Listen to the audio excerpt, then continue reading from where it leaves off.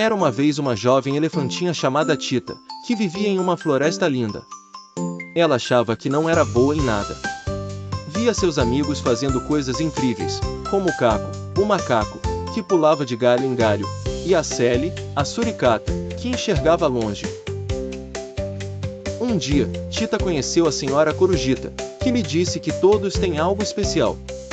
Tita ficou curiosa e, no dia seguinte, começou a explorar a floresta.